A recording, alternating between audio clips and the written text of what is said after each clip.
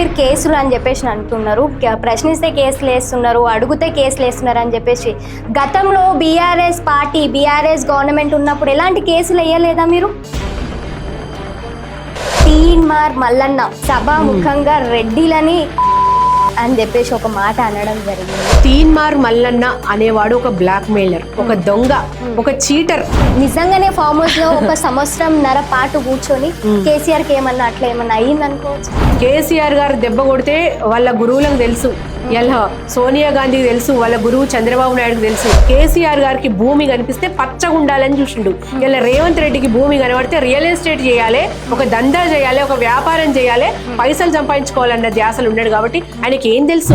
బండి సంజయ్ గురించి అడిగితే మీరేం చెప్తారు? తల మీద జుట్టు లేదు, మెదడులో గుజ్జు లేదన్నట్టు ప్రవర్తిస్తున్నాడు. ఈటెల గారు మరి ఇది పుట్టిల్లు లాగుంటే ఇప్పుడు అత్తగారింట్లోకి పోయి అష్ట కష్టాలు పడుతుంది. డీకే అరుణ మాటలు తప్పితే పని లేవని. సీతక్క గారు రీల్స్ కు పరిమితమైనరు, రీల్స్ రానని పేరు తెచ్చుకున్నారు. కొండ సురేఖ నోరిప్పితే అసభ్యకరమైన పదజాలం తప్పితే పని లేదు. ఇక రేవంత్ రెడ్డి గురించి చెప్పాలంటే ఒక రోజు సరిపోదు. రేవంత్ రెడ్డి అనేవాడు నోరు తెరిస్తే అబద్ధాలు. మళ్ళీ ఇప్పుడు వచ్చే ఎన్నికల్లో బీజేపీ హవా నడుస్తుంది అని చెప్పేసి బీజేపీ నాయకులు అంటున్నారు. వాళ్ళ కొంచెమైనా సిగ్గుండాలి ఈ నాయకులకు. అట్లా మాట్లాడే నాయకుడు ఎవడు కూడా ప్రజల్లో తిరిగినోడు కాదు. ఇలా జనతా గ్యారేజ్ లెక్క అయిపోయింది బీఆర్ఎస్ పార్టీ అంటే. మళ్ళీ ఇప్పటికిప్పుడు బై ఎలక్షన్ జరిగినా కూడా కేసీఆర్ గారు రావాలని ఒక డిమాండ్ వచ్చింది ప్రజల నుంచి. కేసీఆర్ తప్పితే వేరే ఏ నాయకుడు కూడా తెలంగాణలో ప్రజాదరణ లేదు, రాదు, రాబోదు.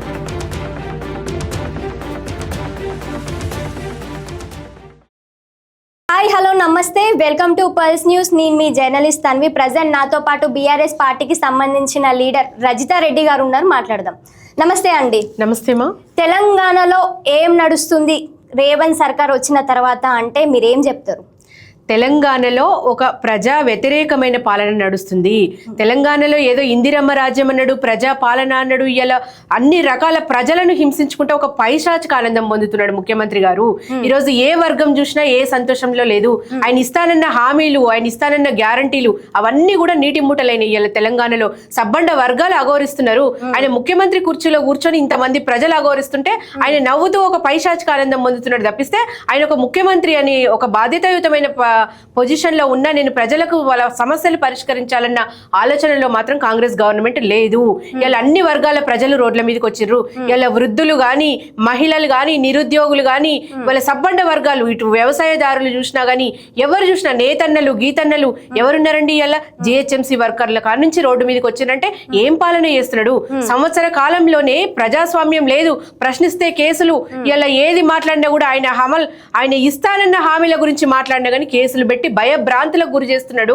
ఇలా తెలంగాణలో ఏం నడుస్తుందంటే ఎంతసేపు అరెస్టుల పర్వం కొనసాగుతుంది తప్పితే ఇలా ప్రజా పాలన అనేది ఎటువంటి మైక్రోస్కోప్ లో పెట్టి చూసినా కానీ ఆయన పాలన కనిపిస్తలేదు.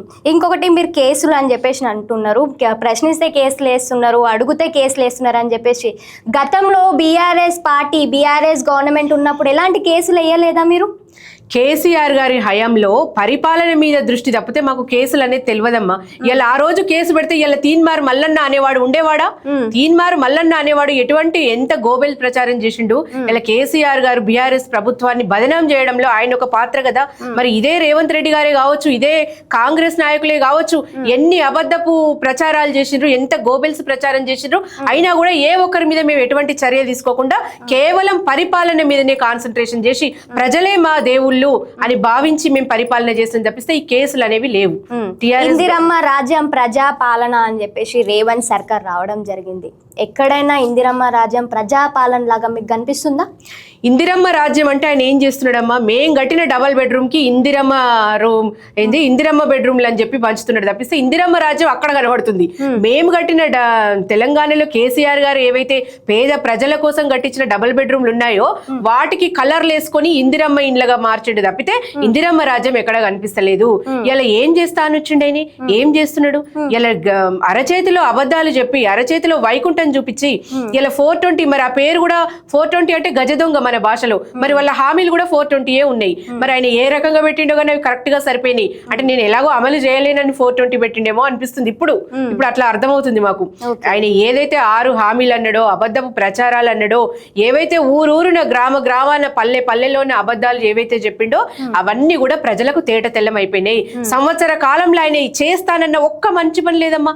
ఒక కట్టడం అన్న కట్టిండా, ఒక గురుకులం కట్టిండా, ఏది లేదు. ఆయన కేసీఆర్ గారు కట్టిన కలెక్టరేట్లే కావచ్చు, గురుకులాలే కావచ్చు, విద్యాలయాలే కావచ్చు, దేవాలయాలే కావచ్చు, ఏదైనా సరే కూడా ఆయన కలర్లు వేస్తున్నాడు, పెయింట్లు వేసుకుంటున్నాడు, ఇందిరమ్మ రాజ్యం అని చెప్పుకుంటున్నాడు.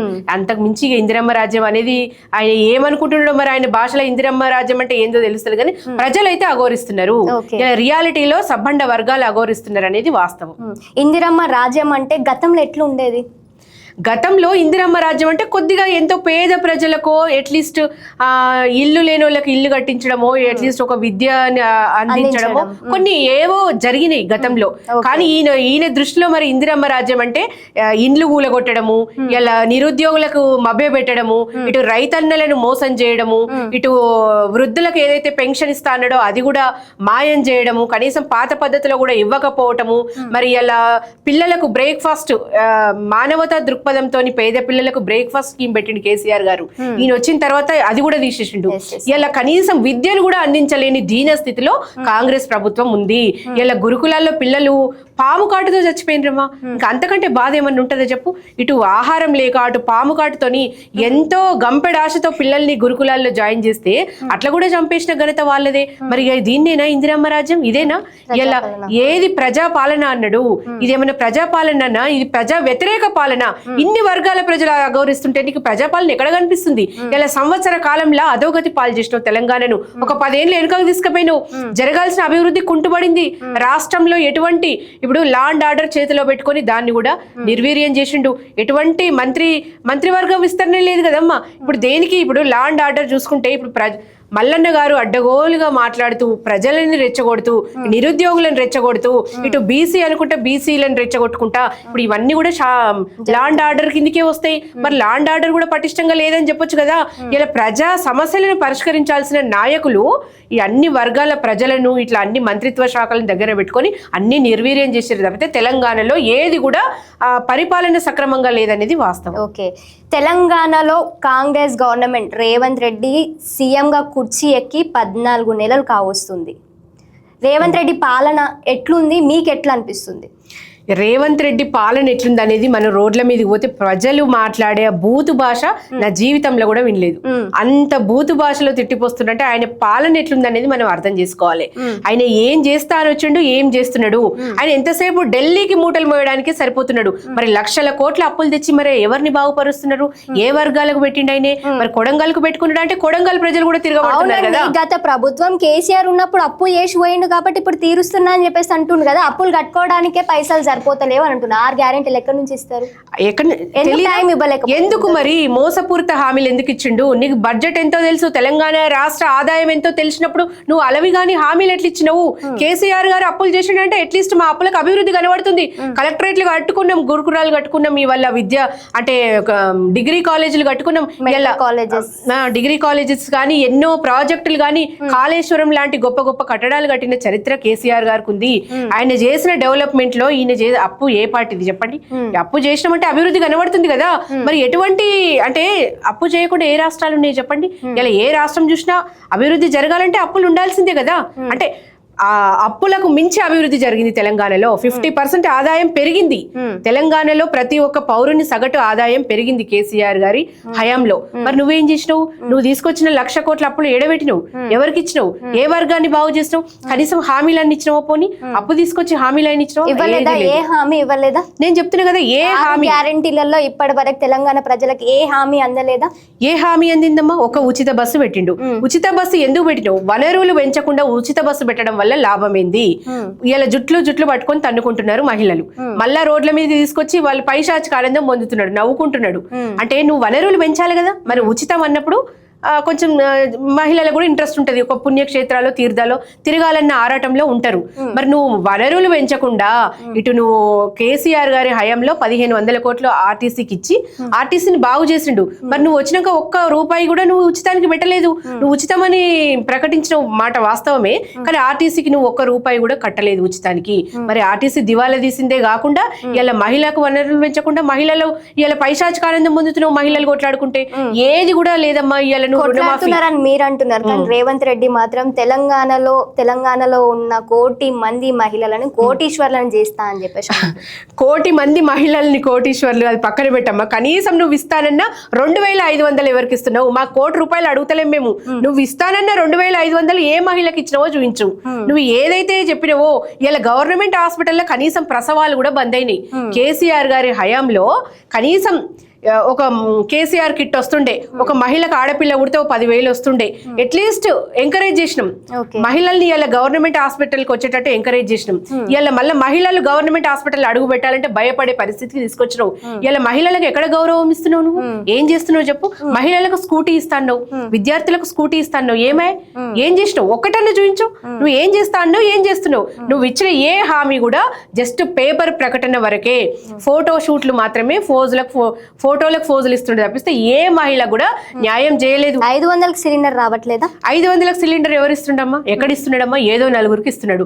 ఇప్పుడు తెల్ల రేషన్ కార్డుల ఆధారంగా ఇస్తామని చెప్పిండు. మరి తెల్ల రేషన్ కార్డు సంఖ్య ఎందుకు తగ్గించిండు? ఏ ప్రాతిపాదికన తగ్గించిండు చెప్పండి? వాటిని తగ్గించి ఏ 4గురికో ఇచ్చుకుంటా ఆయన ఏదో ఫోటోషూట్లు చేస్తున్నాడు తప్పించి ఆయన ఎవరికి ఇస్తలేడు. పోనీ నువ్వు ఎవరైనా కదిలించమ్మా, ఒక బస్తీలో పోయి మాట్లాడదాం, 500 సిలిండర్ ఎవరికి వస్తుందో మాట్లాడదాం.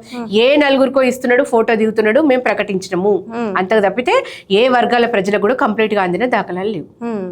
అంటే కోటీశ్వరులను చేయనంటారా? ఎక్కడ చేస్తాడు ఆయన? కోటీశ్వరులను చేయకున్నా పర్వాలేదు, కనీసం ఆయన ఇస్తానన్న హామీలు ఇచ్చిన చాలు, మా దగ్గర నుంచి లాక్కోకుంటే చాలు అనిపిస్తుంది మాకు. అంతకు మించి ఆయన చేసేది ఏం లేదమ్మా. అబద్ధాలు చెప్తున్నాడు. దయచేసి నువ్వు చేసేది ఏదో పర్ఫెక్ట్ గా చేయి. మేమేం కోట్లు అడుగుతలేం నిన్ను. మహిళలకు ఒక స్వయం ఉపాధి పథకాలను ప్రారంభించు. మహిళలకు ఏదైనా ఇస్తానన్న హామీ నువ్వు ఏదైతే ఇస్తానన్నావో కనీసం అది చేసి చూపించు. నువ్వు కోట్లు ఇస్తా మాకేం వద్దమ్మా, నువ్వు పని కల్పించు చాలు. 4,000 పెన్షన్ అనేది ఇప్పుడు 2-3 నెలలు అయిందట రాక. అట్లీస్ట్ పాత పద్ధతిలో ఇవ్వడానికి కూడా ఆయన దగ్గర డబ్బులు లేవని చెప్తున్నాడు. మరి ఆయన తీసుకొచ్చిన అప్పులేవి? ఆయన లక్షల కోట్లు తీసుకొచ్చిండు, ఎవరికి పెడుతున్నాడు? ఏది లేదమ్మా. అక్కడ మాత్రం రేవంత్ రెడ్డి మేము అన్ని చేస్తుంటే బీఆర్ఎస్ పార్టీ ఓర్చుకోలేకపోతుంది, తీసుకోలేకపోతుంది అని చెప్పేసి అని అంటున్నారు. మీరెందుకు ఓర్చుకోలేకపోతున్నారు? మళ్ళీ అసలు ఎంత అన్యాయం అంటే, బీఆర్ఎస్ పార్టీ ప్రతిపక్షంలో ఉన్న స్వపక్షంలో ఉన్న ప్రజల కోసం కొట్లాడిన పార్టీ, ప్రజల కోసమే ఆలోచించిన పార్టీ.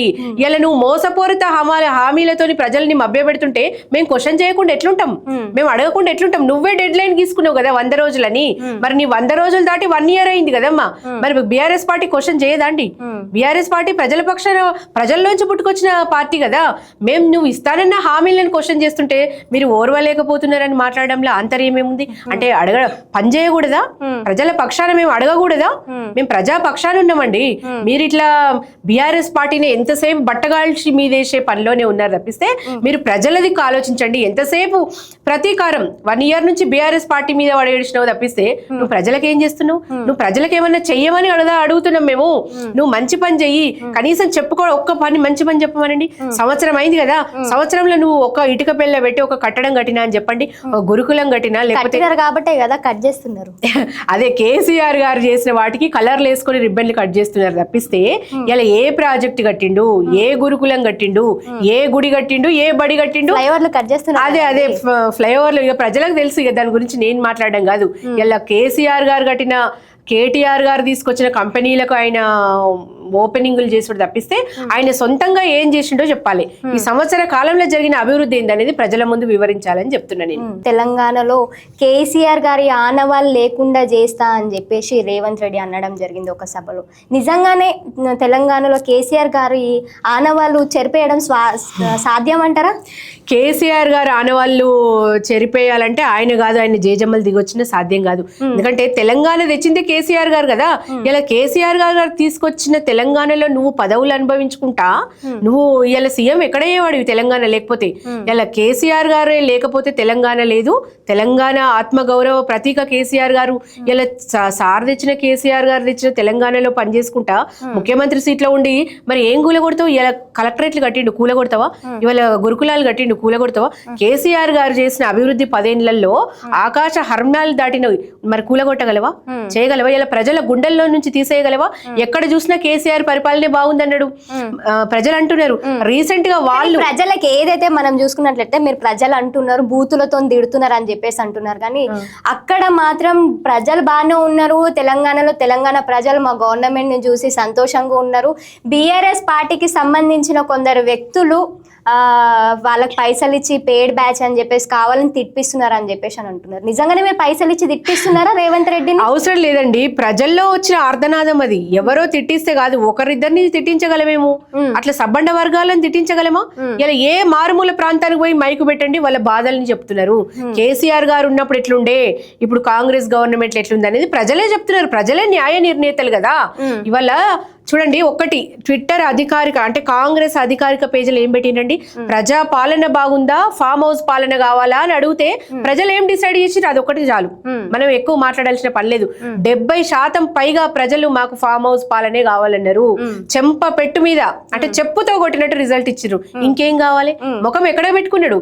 తెల్లారి ప్రెస్ మీట్ పెట్టి దాన్ని ఏదో దులిపేసుకునే ప్రయత్నం చేసిర్రు, కానీ అది సక్సెస్ కాలేదు. అది ఎందుకంటే ప్రజలు ఏకదాటిగా ఒక దిక్కే ఉన్నారు, ఒకే తాటి మీద ఉన్నారు. మళ్ళా కేసీఆర్ గారే కావాలంటున్నారు. కాబట్టి ఈ కాంగ్రెస్ నాయకులు ఇకనైనా సిగ్గు తెచ్చుకోవాలి, ఇకనైనా వాళ్ళు చేస్తానన్న పనులు చెయ్యాలి అని చెప్తున్నా నేను. ఎంతసేపు మభ్య పెట్టినవు, సంవత్సర కాలంలో ప్రతిపక్షాలను తిట్టుకుంటా మభ్య పెట్టినవు, మాయ మాటలు చెప్పినవు, అది చేస్తా ఇది చేస్తా అని ఇంతవరకు కూడా చేస్తలేవు కదా. ఇంకెంతకాలం ప్రజలను మభ్య పెడతావు? ప్రజలకు రాజకీయ విచక్షణ ఉంది, రాజకీయ పరిజ్ఞానం ప్రజలకు కూడా ఉంది. నువ్వు ఎంతో కాలం అబద్ధాలు చెప్పి మభ్య పెట్టలేవు అని చెప్తున్నా నేను. మళ్ళీ గతంలో ఏదైతే రేవంత్ రెడ్డి ఎలక్షన్స్ కి ముందు 2 లక్షల రుణమాఫీ చేస్తా అని చెప్పేసి రైతులకు హామీ ఇవ్వడం జరిగింది. ఇచ్చిన మాట మీదనే 2 లక్షల రుణమాఫీ కూడా చేయడం జరిగింది అని చెప్పేసి సంబరాలు కూడా చేసుకోవడం జరిగింది. అది ఎంతవరకు నిజం అంటారు? అయితే ఆ సంబరాలు ఏవో విజయోత్సవ సంబరాలు కదా, అవి ఫెయిల్ అయిన సంబరాలు. ఇలా మేము ఫెయిల్ అయినామని చెప్పుకున్నారు ఆ సంబరాలు చేసుకొని. ఇలా ఇప్పుడేవో 2 లక్షలు తీసుకోండి, ఇప్పుడే వెళ్ళండి 2 లక్షలు తీసుకోండి, నేను రాగానే రుణమాఫీ చేస్తా అన్నాడు. ఇంతవరకు కూడా రుణమాఫీ సరిగా జరగకనే పాయే. ఆయన మాటలు విని ఎవరైతే మోసపోయినరో వాళ్ళంతా కూడా ఇప్పుడు ఆత్మహత్యలు చేసుకోవట్టే రైతులంతా. ఇప్పుడు 500లకు బోనస్ ఇస్తా అన్నాడు, రైతులకు 500 బోనస్ అన్నాడు. ఆ బోనస్ కాస్త బోగస్ చేసిండు. 500 బోనస్ పక్కన పెట్టండి, కనీసం మద్దతు ధర కూడా దిక్కులేదు. ఇవాళ పత్తి కొనుగోలు లేక, ఇటు పంట కొనుగోలు లేక, ఇటు వడ్లు కళ్ళాలలో పెట్టుకొని రైతులు ఎదురు చూసి పాపం తిట్టిపోస్తున్నారు. బండబూతులు. రేవంత్ రెడ్డి పేరింటేనే ప్రజలు ఇలా భయ భ్రాంతులకు గురవడమే కాకుండా కోపాన్ని ప్రదర్శిస్తున్నారు. ఎన్ని అలవికాని బూతులు తిడుతున్నారు. నిజంగా రైతులను మోసం చేసిన ఏకైక పార్టీ కాంగ్రెస్ పార్టీయే. మళ్ళా ఉరికొయ్య లెక్కిస్తుడు దగ్గరుండి ఆయన మభ్యపెట్టిన మాటలు, రైతులు ఆయన మాటలు నమ్మి ఈ రోజు రుణమాఫీ చేస్తాడని నమ్మి, ఇటు బోనస్ ఇస్తాడని నమ్మి, ఇటు ఆయన రాగానే ఏమో చేస్తాడనుకుంటే ఏదో చేసిండని చెప్పి ప్రజలంతా కూడా ఇలా బాధపడుతున్నారు. బీసీ మన కులగణన సర్వే చేయడం జరిగింది. సో అసెంబ్లీలో రేవంత్ రెడ్డి మేము 100% సర్వే చేసినామని చెప్పేసి రేవంత్ రెడ్డి అనడం జరుగుతుంది. నిజంగానే 100% 100% రేవంత్ రెడ్డి పాలనలో ఈ సర్వే 100% జరిగింది అనుకోవచ్చా? అయితే కాంగ్రెస్ సర్కార్ బీసీలను మోసం చేసింది, దగా చేసింది. మరి సంఖ్య తగ్గింది అని అంటే మరి అది ఎంతవరకు సంపూర్ణంగా జరిగింది అనేది మనము ఇక్కడ చూసుకోవాలి. నిజంగా కూడా కేసీఆర్ గారి హయాంలో ఈ రేవంత్ రెడ్డి ఏం మాట్లాడిందంటే, ఇంటింటికి వచ్చి సర్వే చేస్తే మేము ఎందుకని డీటెయిల్స్ ఇవ్వాలి, వాళ్ళకి ఎందుకు కోఆపరేట్ చేయాలి, మన పర్సనల్ విషయాలు వాళ్ళకి ఎందుకు చెప్పాలని ఒక తప్పుదోవ పట్టించి సర్వే జరగకుండా చూసిండు. కానీ సర్వే బ్రహ్మాండంగా జరిగింది. ఎగ్జాక్ట్లీ మంచిగా జరిగింది. ఇలా వాళ్ళ ఎమ్మెల్సీఏ మన సర్వే బాగుంది అన్నాడు కదా. కేసీఆర్ గారు చేసిన సర్వే చాలా బాగుంది, ఇలా కాంగ్రెస్ చేసిన సర్వే మోసం జరిగింది అని చెప్పి వాళ్ళ ఎమ్మెల్సీఏ చెప్పిండు. మనం టీవీలలో కూడా చూసినాం. ఇలా కాంగ్రెస్ ప్రభుత్వం మీద తెలంగాణ ప్రజలకు నమ్మకం లేదు, వాళ్ళ నాయకులకి నమ్మకం లేదు. ఒక్కో మంత్రి ఒక్కో విధంగా మాట్లాడుతున్నాడు వాళ్ళ సర్వేల గురించి. ఇక వాళ్ళ సర్వే పక్కన పెడితే కేసీఆర్ గారి హయాంలో సర్వేను నిర్వహిస్తే బీసీల సంఖ్య 1,85,61,856 అంటే 51% ఉండే బీసీల సంఖ్య. ఇలా ముస్లింల ఇది ఎప్పుడు 2014 కేసీఆర్ గారి సర్వే ప్రకారం ముస్లిం బీసీలు ఎంత ఉండే అంటే 10% కూడా కలిపితే, ముస్లిం బీసీలతో కలిపి 10% కలిపితే బీసీల సంఖ్య 61% ఉండే. మరి కాంగ్రెస్ పార్టీ ఎమ్మెల్సీనే సర్వే రిపోర్ట్ తగలబెట్టిండు, మనం చూసినాం. అది తప్పు తడకలు ఉందని చెప్పేసి వాళ్ళ ఎమ్మెల్సీయే తగలబెట్టిండు. మరి అది ఎంతవరకు నిజమో వాళ్ళకే తెలియాలి. రాష్ట్ర వ్యాప్తంగా బలహీన వర్గాల సంఘాలు 51% ఉన్న బీసీ జనాభా 46% ఎట్లా అయింది అంటే, కేసీఆర్ గారి సర్వేలో 51% వస్తే బీసీ జనాభా మరి వీళ్ళ సర్వేలో 41% ఎట్లా వచ్చింది అనేది ఇక్కడ ప్రధాన ప్రశ్న. 1,64,00,000 బీసీ జనాభా ఎట్లా తగ్గింది అని చెప్పి బీఆర్ఎస్ పార్టీ పక్షాన ప్రశ్నిస్తున్నాం. మరి అది నువ్వు ఎంతవరకు చేసినావు సర్వే? నువ్వు చేస్తే పెరగాలే తప్పితే ఎట్లా తగ్గింది అనేది ఇక్కడ ప్రధాన ప్రశ్న. బీసీలను మోసం చేసింది, దగా చేసింది, ఇక్కడ సంఖ్య తగ్గింది అని చెప్పేసి మనందరూ కూడా కనబడుతుంది. సమగ్ర కుటుంబ సర్వేతో సంఖ్య ఎట్లా తగ్గుతుందని బీసీ సంఘాలు ఆందోళన చేస్తుంటే మరి ప్రభుత్వం పక్షాన ఒక్క సమాధానం కూడా వస్తలేదు కదండి. ఇలా ఎస్సీ వర్గీకరణను పార్టీలకు అతీతంగా మేము స్వాగతిస్తున్నాం. కేసీఆర్ గారు కూడా ఎస్సీల కోసం పనిచేసిన పార్టీ బీఆర్ఎస్ పార్టీ. ఇలా మేము ఎస్సీలకు ఎంతో చేసిన ఘనత కేసీఆర్ గారికి దక్కుతుంది. ఇలా బీసీల విషయంలో అంటే 42% రిజర్వేషన్ స్థానిక సంస్థల్లో బీసీలకు ఎట్లా అయితే ఇస్తామని చెప్పిందో కాంగ్రెస్ పార్టీ, ఇప్పుడు అది ఇవ్వకుండా మోసం చేస్తున్న ఘనత కూడా వాళ్ళకే దక్కింది. ఇలా స్థానిక సంస్థల్లో 42% రిజర్వేషన్ బీసీలకు ఇస్తామని వాళ్ళు బీసీ కామారెడ్డి బీసీ డిక్లరేషన్ లో వాళ్ళు చెప్పిన మాటే కదా. ఇలా వాళ్ళు చెప్పిన మాటే వాళ్ళు పాటిస్తలేరంటే మరి ప్రజలకు వాళ్ళ మీద ఏ పార్టీ విశ్వాసం ఉంటుంది చెప్పండి. ఇలా దొంగ హామీలు, మాట మార్చుడు, అబద్ధాలు చెప్పుడు, అవసరమైతే అంటే దేనికైనా తెగించిన. అంటే ఇంకొకటి అండి, 2014లో ఇప్పుడు చేసిన సర్వేకి 20 లక్షల నుంచి 22 లక్షల తేడా కనిపిస్తుంది. అంటే ఇంతమంది ఎక్కడ పోయినారు అనుకోవచ్చు. అయితే జిహెచ్ఎంసీ పరిధిలో 30% కూడా సమగ్ర కులగణన చేయలేదనేది వాస్తవం. 30% కూడా వాళ్ళు చేయలేదనేది వాస్తవం. సామాజికంగా, ఆర్థికంగా, రాజకీయంగా ఎదగాలని బీసీలు భావిస్తున్నారు. దానికి అనుగుణంగానే బీఆర్ఎస్ పార్టీ పనిచేసింది. కేవలం సర్వే చేయించి తీర్మానం చేస్తే సరిపోదు కదండి, ఫార్మాట్ మార్చి మళ్ళీ కులగణన చేయాలని చెప్పేసి ప్రజలంతా కూడా డిమాండ్ చేస్తున్నారు. అంటే జిహెచ్ఎంసీ పరిధిలో 30% కూడా కులగణన సర్వే చేయలేదు, కోఆపరేట్ చేయలేదని చెప్పుకుంటున్నారు వాళ్ళు. కానీ వాళ్ళు పోయి చేసిన దాఖలాలు లేవు. అంటే ఈ తప్పుల తడకగా ఉంది. కేసీఆర్ గారు చేసిన సర్వే పర్ఫెక్ట్ గా ఉందని ఇవాళ కాంగ్రెస్ పార్టీ నేతలే చెప్తున్నారు.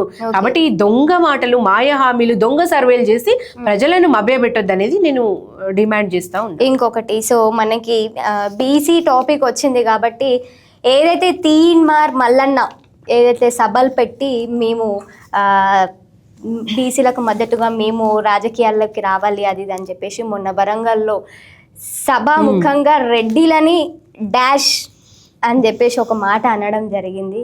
సో ఎట్లా చూస్తారు దాన్ని?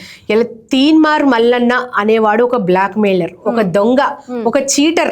ఇలా ఒక కులాన్ని టార్గెట్ చేసి ఒక సంస్కారవంతమైన మనిషి, ఒక సభ్య అంటే ఒక గౌరవమైన పొజిషన్ లో ఉన్న వ్యక్తి మాట్లాడడం అంటే అది ఎంత సిగ్గుచేటండి. ఇలా సబ్బండ కులాలు ఓటేస్తే గెలిచినోడు మరి ఎలక్షన్ల ముందెందుకు అనలేదు, మాకు రెడ్డిల ఓట్లొద్దు, నేను ఓన్లీ బీసీలు వేస్తేనే గెలుస్తా అని ఎన్నికల ముందు అనని వ్యక్తి ఇలా గెలిచిన తర్వాత నాకు రెడ్డిల ఓట్లొద్దు, రెడ్డిలంటే అంటే అసభ్య పదజాలంతో దూషించడం ఏదైతే ఉందో అది ఆయన పరాకాష్ఠకి ఒక సింబల్ అని చెప్పుకోవచ్చు.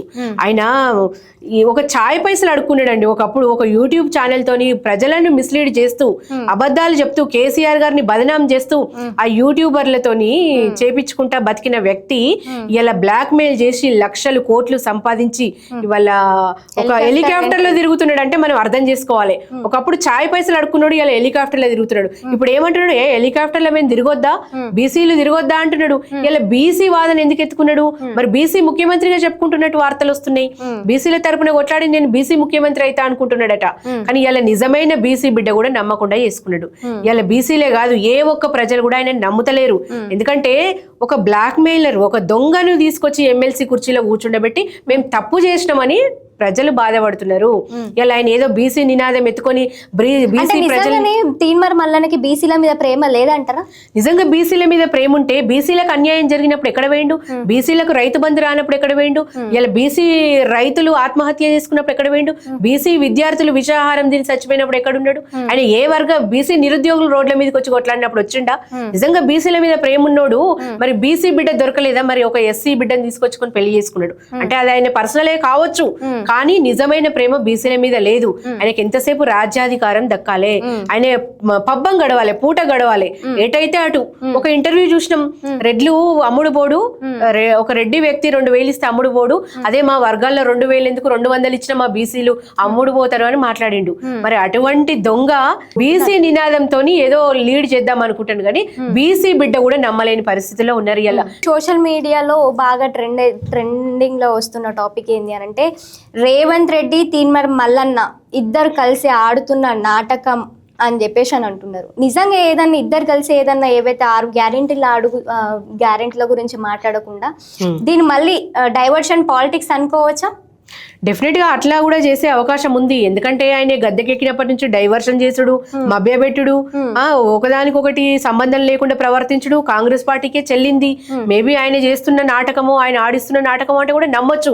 ఎందుకంటే ఈ కులాల కుంపట్లు, ఈ మతాల మంటలు, ఈ ప్రాంతాల పంచాయతీలు పెట్టడం రేవంత్ రెడ్డి గారికి అలవాటే, కాంగ్రెస్ పార్టీకి అలవాటే. కాబట్టి ఆయన కూడా చేస్తున్న నాటకమే కావచ్చు, కానీ ప్రజలు ఎవరు ఈ ట్రాప్ లో పడొద్దని నా మనవి. ఇలా మేము అన్నదమ్ముల్లాగా ఉన్నామమ్మా. ఇలా బీసీలు కానీ, ఎస్సీ ఎస్టీలు కానీ, ఓసీలు కానీ, ఇలా కులాలకు అతీతంగా, మతాలకు అతీతంగా, ప్రాంతాలకు అతీతంగా సబ్బండ వర్గాలు కేవలం అభివృద్ధి మీదనే ఫోకస్ చేస్తూ నడిపిన పార్టీ బీఆర్ఎస్ పార్టీ. మరి ఇలా కులాల మధ్య చిచ్చులు పెట్టాలని చూస్తే ఎవరు బాగుపడ్డ నాయకులు కానీ, దాఖలాలు కానీ లేవు. ఏ నాయకుడు కూడా ఇట్లా కులాల మీద రాజకీయం చేస్తా అంటే బాగుపడ్డ దాఖలాలు మనం చూడలేదు. కాబట్టి ఆయన ఎంత డైవర్షన్ పాలిటిక్స్ చేసినా బీఆర్ఎస్ పార్టీ పక్షాన, ప్రజల పక్షాన మేము కొట్లాడుతూనే ఉంటాం. ఈ చిల్లర, ఈ కళ్ళబొల్లి మాటలు కానీ, డైవర్షన్ పాలిటిక్స్ కానీ ప్రజలకు కూడా అర్థమైపోయింది, చిన్న పిల్లలకు కూడా అర్థమైంది. కాబట్టి ఇవి నమ్మే పరిస్థితుల్లో లేరు. ఏదైతే మొన్న షాద్నగర్ లో జరిగిన సభలో అదే రోజు ఈవినింగ్ రేవంత్ రెడ్డి సభ జరగడం జరిగింది, కేసీఆర్ గారు ప్రెస్ మీట్ పెట్టడం జరిగింది. దాంట్లో నేను కొడితే గట్టిగా కొడతా, అట్లా ఇట్లా కొట్టానని చెప్పేసి కొన్ని కేసీఆర్ అనడం జరిగింది. కానీ రేవంత్ రెడ్డి మాత్రము ఫస్ట్ నువ్వు చక్కగా నిలబడు అని చెప్పి కొన్ని పదాలు వాడడం జరిగింది. దాన్ని ఎట్లా చూస్తారు? అయితే ఆయన విచక్షణకే వదిలేస్తాం, ఆయన ఏం మాట్లాడిండు అనేది. ఆయన ఎప్పుడు ఎల్లకాలం ఇంకొకటి కూడా అనడం జరిగింది కదా, ఫామ్ హౌస్ లో కూర్చొని మెదడు ఖరాబ్ అయింది కేసీఆర్ అని చెప్పేసి అని అంటున్నారు. నిజంగానే ఫామ్ హౌస్ లో 1 సంవత్సరంన్నర పాటు కూర్చొని కేసీఆర్ కి ఏమన్నా అట్లా ఏమన్నా అయ్యింది అనుకోవచ్చు? ఏం మాటలండి అవి? ఒక రాష్ట్రాన్ని తీసుకొచ్చిన నాయకుడుగా సబ్బండ వర్గాలను ఒక ప్రజారంజక, జనరంజక పాలన చేసిన కేసీఆర్ గారిని పట్టుకోవడము, అది అంటే కేసీఆర్ గారిని పట్టుకొని అట్లాంటి మాటలు మాట్లాడడం వాళ్ళ విచక్షణకే వదిలేస్తున్నాం. కేసీఆర్ గారు దెబ్బ కొడితే వాళ్ళ గురువులకు తెలుసు, ఇలా సోనియా గాంధీకి తెలుసు, వాళ్ళ గురువు చంద్రబాబు నాయుడుకి తెలుసు కేసీఆర్ గారి దెబ్బ ఎట్లుంటది. ఇలా రాదన్న రాష్ట్రాన్ని తీసుకొచ్చి వాళ్ళ మీద ఎట్లా దెబ్బ పడ్డదో చూపించినాం. ఇలా తెలంగాణ వస్తే తెలంగాణ చిమ్మ చీకట్లు అవుతుంది, తెలంగాణకి ఇదే లాస్ట్ కరెంట్ అని మాట్లాడిన నల్లారి కిరణ్ కుమార్ రెడ్డికి దెబ్బ కొడితే ఎక్కడ పోయింది అనేది అసలు ఆయన చరిత్రలోనే లేకుండా పోయింది. ఇలా కిరణ్ కుమార్ రెడ్డి అనేవాడిని ప్రజలే మర్చిపోయినరు. ఇలా రేవంత్ రెడ్డి కూడా అది ఎంతో దూరంలో లేదు. ఇలా కేసీఆర్ గారు దెబ్బ ఎట్లుంటది అనేది వాళ్ళ గురువుని అడిగితే చెప్తాడు. కాబట్టి ఇలా కట్టె పట్టుకొని నడుస్తున్నాడు అని ఆయన ఎద్దేవా చేస్తుంటే, ఆయన కట్టె పట్టుకున్నాడా, ఫామ్ హౌస్ ఉన్నాడా, ఎక్కడున్నాడో కానీ ప్రజల గుండెల్లో ఉన్నాడు. ఇలా ప్రజారంజక, జనరంజక పాలన చేసి సబ్బండ వర్గాలను మెప్పించిండు. ఇలా అన్ని పథకాలతోని ఇలా అట్టడుగు అంటే దారిద్ర్య రేఖకు దిగువనున్న ప్రజలు కూడా సంతోషంతో, సుభిక్షంతో ఉన్నాడు. ఇలా రైతులు అంటే ఇలా పంట పండించే రైతు అంటే కేసీఆర్ గారికి భూమి కనిపిస్తే పచ్చగా ఉండాలని చూసిండు. ఇలా రేవంత్ రెడ్డికి భూమి కనబడితే రియల్ ఎస్టేట్ చేయాలి, ఒక దందా చేయాలి, ఒక వ్యాపారం చేయాలి, పైసలు సంపాదించుకోవాలన్న ధ్యాసలు ఉన్నాడు. కాబట్టి ఆయనకి ఏం తెలుసు? మానవత విలువలు ఉన్నాయండి ఏమన్నా? మానవత విలువలు ఉంటే రాత్రికి రాత్రి కూలగొట్టిండు హైడ్రా పేరుతోని. మంది కొంపలు ముంచే ముఖ్యమంత్రి అండి ఇవల్ల. అంతే తప్పిస్తే ఆయన ప్రజల బాగోగులు ఏం తెలుసు? ఇలా కేసీఆర్ గారిని తెలంగాణ ప్రజల మీద అంత ప్రేమ ఉంటే, రేవంత్ రెడ్డి తెలంగాణలో ఉన్న ప్రజలను ఇబ్బంది పెడుతుంటే కేసీఆర్ ఫామ్ హౌస్ లకి రావట్లేదు కదా, మన ఎందుకు రావట్లేదు? మరి డెఫినెట్ గా వచ్చే టైం అయింది, వస్తారు. ఇది ప్రజల డిమాండ్, ప్రజలు డిమాండ్ చేస్తుండు. ఇలా సబ్బండ వర్గాలు ఇలా బాధపడుతుంటే కేసీఆర్ గారు రావాలి, చూస్తూ ఊరుకోరు కదా, మరి ఎందుకు వస్తలేరు అని నిజంగా కూడా ప్రజలే ప్రశ్నిస్తున్నారు. డెఫినెట్ గా కేసీఆర్ గారు వచ్చే టైం అయింది. ఇలా ఎక్కడైనా కూడా యుద్ధానికి రాజు డైరెక్ట్ గా రావాల్సిన పని లేదండి. సుశిక్షితులైన సైనికులను చేసి పెట్టింది కేసీఆర్ గారు. ఇలా మా కేటీఆర్ గారు కావచ్చు, మా హరీష్ రావు గారు కావచ్చు, మా కవితక్క కావచ్చు, ఇవాళ ప్రజాపక్షంలో బీఆర్ఎస్ నేతలంతా కూడా ప్రజల్లో ఉన్నారు, ప్రజాక్షేత్రంలో తిరుగుతున్నారు, వాళ్ళ మోసాలను తిప్పికొడుతున్నారు. ఇలా చైతన్యవంతమైన సుశిక్షితమైన మా బలగం ఉంది కదా, మా బీఆర్ఎస్ కార్యకర్తలం ఉన్నాం కదా, మేమంతా కూడా అతిపెద్ద పార్టీ, 64 లక్షల పైన సభ్యత్వం ఉన్న పెద్ద పార్టీ కదండి. మా ఒక్కొక్క బీఆర్ఎస్ సైనికుడిని తట్టుకోలేకపోతుండే. కేసీఆర్ గారి రీఎంట్రీ ఎలా ఉండబోతుంది? డెఫినెట్ గా కేసీఆరే ఓ చరిత్ర. కేసీఆర్ గారు రీఎంట్రీ అంటే ఇక అదొక అద్భుతం అనే చెప్పొచ్చు. కేసీఆర్ గారు బయటకు వచ్చిండంటే డెఫినెట్ గా ఈ కాంగ్రెస్ నాయకులు తలలెత్తుకోలేరు. ఇలా కేసీఆర్ గారు ప్రశ్నిస్తే ఏ ఒక్క కాంగ్రెస్ పార్టీ నాయకుడు కూడా నిలవలేడు అక్కడ. ఇలా ప్రజలందరూ కూడా కేసీఆర్ గారు రీఎంట్రీని డిమాండ్ చేస్తున్నారు. కేసీఆర్ గారు రావాలి అని డిమాండ్ చేస్తున్నారు. నిజంగా కేసీఆర్ గారు వచ్చే తరుణం త్వరలోనే ఉంది. కేసీఆర్ గారు మళ్ళీ వచ్చి తెలంగాణను రిపేర్ చేయాల్సిన అవసరం ఉంది. ఇలా జనతా గ్యారేజ్ లెక్క అయిపోయింది బీఆర్ఎస్ పార్టీ అంటే. ఏ రకమైన బాధలు వచ్చినా కూడా గవర్నమెంట్ లో వాళ్ళు ఉన్నా కానీ వాళ్ళ దగ్గరికి ఎవరు పోతలేడండి. ప్రజలంతా కూడా మళ్ళీ తెలంగాణ భవన్ రావడము, మళ్ళీ కేసీఆర్ గారిని తలుచుకోవడము, కేసీఆర్ గారిని పిలిచి అంటే డిమాండ్ ఎక్కువైపోయింది. తప్పకుండా కేసీఆర్ గారు వస్తారు. ఇలా ప్రజా సమస్యలు శాంతియుతంగా పరిష్కరించే ఏకైక నాయకుడు కేసీఆర్ గారే. సో ఇప్పుడు వచ్చే స్థానిక ఎన్నికల్లో బీఆర్ఎస్ పార్టీ ఎట్లా ఉండబోతుంది? డెఫినెట్ గా బీఆర్ఎస్ పార్టీ దిక్కే ప్రజలు మొగ్గు చూపుతున్నారు. ఎందుకంటే ఏవైతే 10 ఏళ్లలో కేసీఆర్ గారు చేసిన అభివృద్ధి పనులే కావచ్చు, పథకాలే కావచ్చు, ఏదైతే కేసీఆర్ గారు తీసుకొచ్చిన నీళ్లు, నిధులు, నియామకాలు అన్న కాన్సెప్ట్ మీదనే తెలంగాణ వచ్చింది. అదే కాన్సెప్ట్ తో పనిచేసినాము. సబ్బండ వర్గాలు బాగుండే. ఇలా స్థానిక సంస్థల్లో 50% రిజర్వేషన్ ఇచ్చి ఆడబిడ్డలకు పెద్దపీట వేసిండు. ఇలా ఆడబిడ్డలను అంటే ఒక ఇంటికి ఎట్లయితే ఇండ్లను ఎట్లా చూసుకుంటుందో ఆడబిడ్డ, రాష్ట్రాన్ని కూడా, రాష్ట్ర ప్రగతిని కానీ మన గ్రామాన్ని కానీ బాగా చూసుకుంటుందన్న ఆలోచనతో మహిళలకు పెద్దపీట వేసి 50% రిజర్వేషన్లు ఇచ్చి సర్పంచ్లు చూసుకో, ఇప్పుడు జెడ్పీటీసీ, ఎంపీటీసీ ఏదైనా కూడా మహిళలకు ప్రాతినిధ్యం ఇచ్చిండు. కాబట్టి కేసీఆర్ గారు చేసిన పనులను మర్చిపోలేకపోతున్నారు ప్రజలు. రైట్. మళ్ళీ మీరేమో తెలంగాణలో కేసీఆర్ ప్రభుత్వం మళ్ళీ కావాలి అని చెప్పేసి తెలంగాణ ప్రజలు కోరుకుంటున్నారు అని చెప్పేసి మీరు అంటున్నారు. కానీ బీజేపీ మాత్రం ఆల్రెడీ కేసీఆర్ ప్రభుత్వాన్ని చూసి విసుకెత్తిపోయినారు. ఇప్పుడు కాంగ్రెస్ గవర్నమెంట్, రేవంత్ రెడ్డి గవర్నమెంట్ చూసి కూడా విసుకెత్తిపోయినారు. మళ్ళీ ఇప్పుడు వచ్చే ఎన్నికల్లో బీజేపీ హవా నడుస్తుంది అని చెప్పేసి బీజేపీ నాయకులు అంటున్నారు. వాళ్ళ కొంచెమైనా సిగ్గుండాలి ఈ నాయకులకు. అట్లా మాట్లాడే నాయకుడు ఎవడు కూడా ప్రజల్లో తిరిగినోడు కాదు. నిజంగా కూడా ఇలా రైతు ఆత్మహత్యలు, రైతులకు ప్రాబ్లం వచ్చినప్పుడు ఏ ఒక్క బీజేపీ నాయకుడు వచ్చిండండి? నిరుద్యోగ సమస్యలకు ఏ బీజేపీ నాయకుడు వచ్చిండండి? ఇలా గురుకులాల పిల్లలు చచ్చిపోతే ఏ బీజేపీ నాయకుడు వచ్చి పరామర్శించండి? ఇలా ఏ రకమైన సమస్యలు ఉన్నా కూడా ఏ బీజేపీ నాయకుడు వచ్చి పరిష్కరించండి అనేది ఇక్కడ తెలుసుకోవాలి వాళ్ళు. ఇవాళ ప్రజలు ఎంతో నమ్మి 8 ఎంపీ సీట్లు వస్తే, పార్లమెంట్ లో 8 ఎంపీ సీట్లు ఇస్తే వాళ్ళు తెలంగాణ రాష్ట్రానికి గుండు సున్నా తీసుకొచ్చారు. ఇక్కడే వాళ్ళ పనితనం ఏందనేది ప్రజలు అర్థం చేసుకున్నారు. ఇంకా వీళ్ళ మీద ఏ నమ్మకంతో ప్రజలు స్థానిక సంస్థలు ఇస్తారనుకుంటున్నారు వీళ్ళు? కొంచెమైనా మాట్లాడితే ఒక అర్థం ఉండాలి. మళ్ళీ ఇప్పటికిప్పుడు బై ఎలక్షన్ జరిగినా కూడా కేసీఆర్ గారు కావాలని ఒక డిమాండ్ వచ్చింది ప్రజల నుంచి. కేసీఆర్ తప్పితే వేరే ఏ నాయకుడు కూడా తెలంగాణలో ప్రజాదరణ లేదు, రాబోదు. ఓకే, లాస్ట్ అండ్ ఫైనల్ కొన్ని క్వశ్చన్స్ అడుగుతాక వాళ్ళ గురించి 1 word లో మీరు చెప్పాలి. ఫస్ట్ బీజేపీ టాపిక్ వచ్చింది కాబట్టి బీజేపీ నుంచి స్టార్ట్ చేద్దాము. సో బండి సంజయ్ గురించి అడిగితే మీరు ఏం చెప్తారు? బండి సంజయ్ గారికి తల మీద జుట్టు లేదు, మెదడులో గుజ్జు లేదన్నట్టు ప్రవర్తిస్తున్నాడు. ఓకే, ఈటెల గారు టిఆర్ఎస్ లో ఉన్నప్పుడు ఒక మంచి ప్రజాదరణ పొందిన నాయకుడుగా, ఒక మంచి సంస్కారం ఉన్న నాయకుడుగా పేరు తెచ్చుకున్నాడు. మరి ఇది పుట్టిల్లు లాగుంటే ఇప్పుడు అత్తగారింట్లోకి పోయి అష్ట కష్టాలు పడుతున్నాడు. డీకే అరుణ గారు మాటలు తప్పితే పని లేవని తెలుసుకోవాలి. సో ఇప్పుడు కాంగ్రెస్ గురించి మాట్లాడదాం. సీతక్క గారు రీల్స్ కు పరిమితమైన, రీల్స్ రాని పేరు తెచ్చుకున్నారు. ఆమె కరెక్ట్ గా సరిపోతుంది. కొండా సురేఖ గారు నోరిప్పితే ఒక అసభ్యకరమైన పదజాలం తప్పితే పని లేదు. మాటలు మాత్రం కోటలు దాటుతాయి. రేవంత్ రెడ్డి గురించి చెప్పాలంటే ఒక రోజు సరిపోదు. రేవంత్ రెడ్డి అనేవాడు నోరు తెరిస్తే అబద్ధాలు. షాద్నగర్ ఎమ్మెల్యే శంకర్ నిజంగా షాద్నగర్ ప్రజలకు దండం పెట్టాలి. అసలు ఏం చూసి ఆయన ఓటేసిండ్రో తెలుస్తలేదు. ఆయన అసెంబ్లీలో కూర్చొని పళ్ళల్లో పేపర్ పెట్టి గెలుక్కుంటున్నాడు అంటే ఆయన నిజంగా షాద్నగర్ ప్రజలకు మొక్కాలి. అట్లాంటి ఎమ్మెల్యేని ఎందుకున్నందుకు నవ్వు వస్తుంది అసలు. ఓకే, బీఆర్ఎస్ నుంచి కేటీఆర్ దూరదృష్టి గల నాయకుడు, ఐటీని అభివృద్ధి చేసిన నాయకుడు, భవిష్యత్ తరాల నిర్మాత కేటీఆర్ గారు.